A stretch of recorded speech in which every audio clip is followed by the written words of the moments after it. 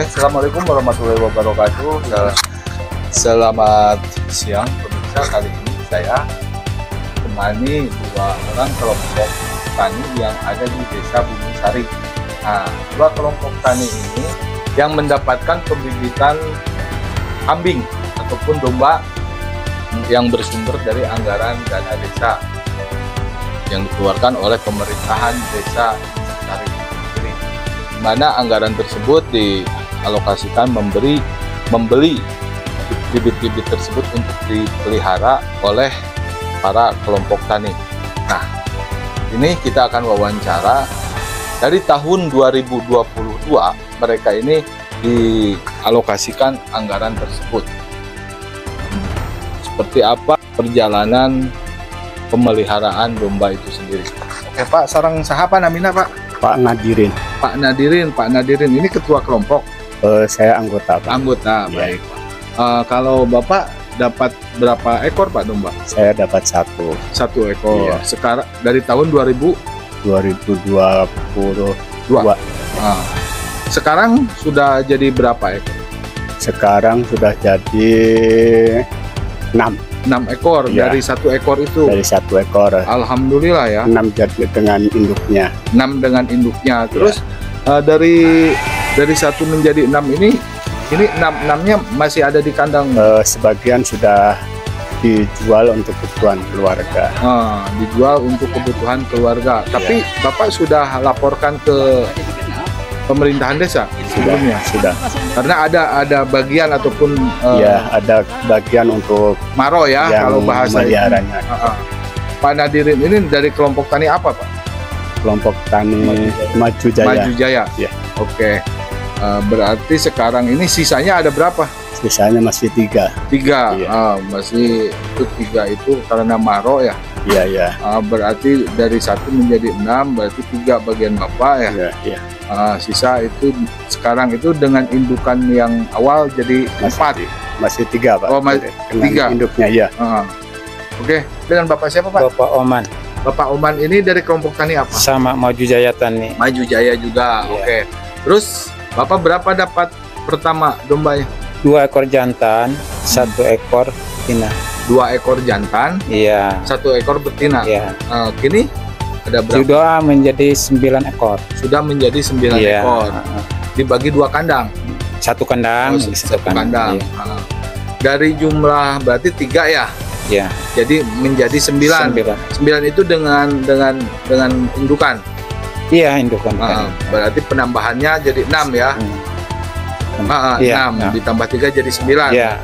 Terus dari jumlah 9 itu ada nggak yang dijual oleh Bapak? Iya, ada. Untuk kebutuhan biaya sekolah, kebutuhan biasa rumah tangga itu. Dengan adanya program ketahanan pangan yang dilakukan oleh pemerintahan Desa Bumisari ini sendiri bermanfaat nggak Pak? Bagi Ya, masyarakat? alhamdulillah Pak, bermanfaat sekali.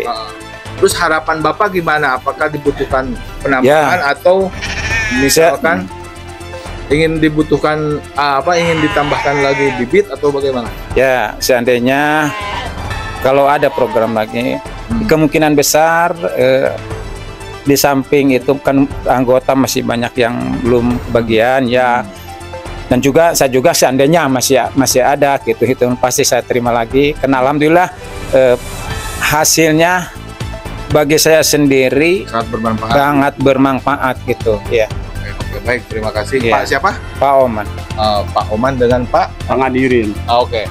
Pemirsa, wawancara eksklusif yang kami lakukan sama Pak Oman, berikut Pak Nadirin yang menceritakan bagaimana keberhasilan mereka dari tahun 2022 ya, yang dipercaya oleh pemerintah desa untuk mengelola sejumlah domba yang berasal dari anggaran DD di ketahanan pangan ya. Jadi pemerintahan desa mengalokasikan anggaran senilai di atas 70 juta lalu didistribusikan ke sejumlah masyarakat, dan ini merupakan salah satu contoh ya yang berhasil dikemas oleh pemerintahan desa melalui kelompok-kelompok taninya. Ini adalah contoh. Kita pun akan melakukan hal yang sama di desa-desa yang memang selama ini atau di tahun-tahun sebelumnya telah melakukan atau menanamkan atau membelikan anggaran tersebut yang harus didistribusikan ke para petani atau ke kelompok, bagaimana perjalanan yang di masing-masing desa tersebut. Berhasilkah di desa lain atau bahkan sebaliknya? Kita simak dan kita tetap akan memantau hal-hal tersebut.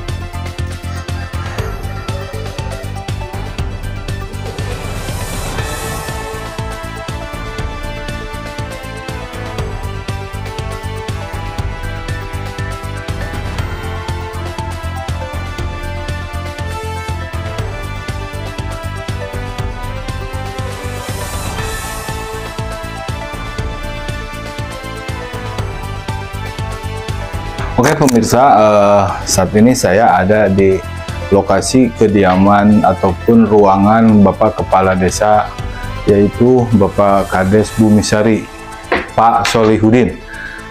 Sedikit akan kita bahas tentang keberhasilan bagaimana tata cara ataupun pengelolaan di program ketahanan pangan yang mendistribusikan sejumlah hewan ternak yaitu domba ke para kelompok tani yang ada di Desa Bumisari ini. Jadi begini, berkaitan dengan program pemerintah, salah satunya realisasi kaitan dengan ketahanan pangan. Di situ ada hewani, nabati dan lain sebagainya. Salah satunya memang hasil musyawarah kedusunan dan lain-lain ada permohonan untuk memelihara ternak. Gitu. Karena kan selama ini ternak itu selalu datang dari dinas-dinas dan ujung-ujungnya tidak jelas. Nah, ketika mereka memohon kepada kami, ya kami memberi dulu edukasi bahwa ketika kita membuat satu atau memberikan anggaran atau pengadaan hewan tersebut, bahwa ini menjadi aset desa, betul, bukan hibah, betul. Gitu. Jadi saya wanti-wanti, karena ini tanggung jawabnya kepala desa. Kalau barang ini hilang, mati sekalipun itu harus ada berita acaranya yang jelas. Makanya kami sampaikan dulu, mereka menyanggupi dan saya langsung menganggarkan, kalau tidak salah tahun 2022. Senilai 70 lebih. Seingat saya atas 79 juta kalau tidak salah. Di situ kan saya bertanya, regulasinya seperti apa sih kalau hewan? Katanya harus domba Garut. Akhirnya saya tidak mau melanggar regulasi ya. Sesuai spek lah. Sesuai spek. Dan akhirnya realisasilah jumlahnya kalau tidak salah sekitar 25 ekor. Jadi perbandingannya lumayan. 1:5 berarti ya. Jadi 5 induk, 1 jantan. Alhamdulillah ya. Menurut laporan pemelihara, hasilnya bagus. Saya juga penasaran gitu kan. Saya cek sendiri, ternyata benar. Dari 25 cuma 1 yang gagal. Dari 25 kelompok? Bukan, 25 ekor. 25 ekor. Jadi yang dapat itu kalau nggak salah cuma 4 kelompok. 4 kelompok berarti 21 berarti 24 dibagi 4 kelompok. 4 gitu. Berarti 1 kelompoknya 5 ya. 5. Oke. Jadi kiatnya memang salah satu kita ikuti regulasinya. Kita jangan kasih perorangan kan. Jadi kita memberikan kepada kelompok tani. Jadi jelas pertanggungjawabannya. Harus jadi anggota kelompok tani dulu. Cuman yang kami belum mengerti bagi hasilnya seperti apa PHR ini, saya belum membuat aturan bagi hasilnya. Untuk sementara saya paling begini saja, di rolling saja indukannya yang belum kebagian di rolling. Walaupun permohonan mah pengadaan lagi, tapi saya uji dulu, udah rolling dulu aja 1 tahun ini. Kalau tahun 2025-2026 memungkinkan boleh saja, karena memang di Permen aturannya harus juga menganggarkan untuk ketahanan pangan. Kalau nggak salah 20% masih, tapi juga pertimbangan saya juga lihat tingkat keberhasilannya dulu. Kalau nggak berhasil buat apa?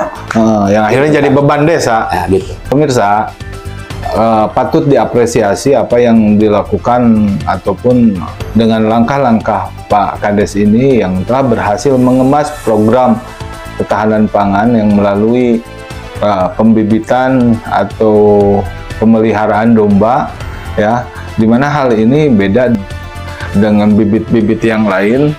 Ya, salah satu contoh ketika berbicara pembibitan kan jenisnya banyak, ada yang ke pohon-pohon, ya, tanaman, ataupun ke ikan, Nah, ini beliau sendiri mencanangkan untuk domba. Nah, di tahun 2022 Pak Kades mengalokasikan anggaran lebih kurang di angka 79 juta yang diplot dan dibelikan ke domba sesuai spek, yaitu domba Garut. Dan tadi kita sudah cross check ke lapangan, apresiasi juga terhadap mereka yang selama ini mengurus domba-dombanya sehingga terlihat pada gemuk, sehat dombanya, dan terasa banget katanya Pak Kades oleh para masyarakat ini manfaatnya pemerintah desa ini hadir di tengah-tengah masyarakat untuk membantu dari kesulitan yang mereka hadapi, kan begitu.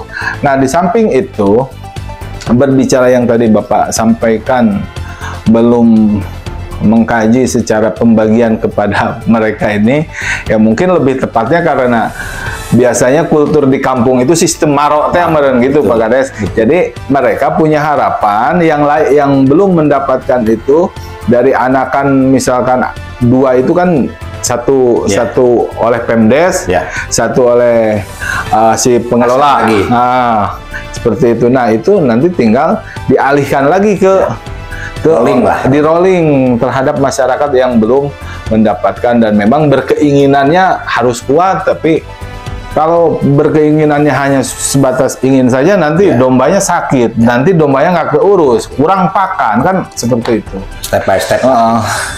Oke pemirsa, ini merupakan contoh yang sangat luar biasa. Mudah-mudahan di desa lain pun mengikuti jejak langkah yang dilakukan oleh Pak Kades Bumi Sari.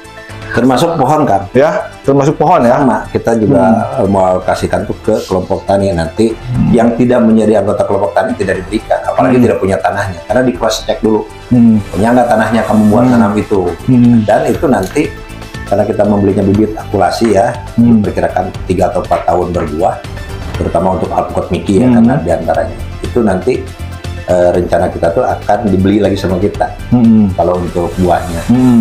Makanya kita mau lihat juga. Berarti pangsa pasarnya udah punya juga. Punya. Makanya kan kita juga mau buktikan.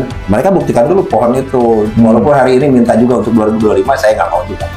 Nggak mau nganggarin dulu untuk 2025 untuk pohon ya. Buktikan dulu itu. Karena waktu itu saya beli 1.203 jenis pohon. Di tahun 2023. 2023. Kalau domba dari 2022.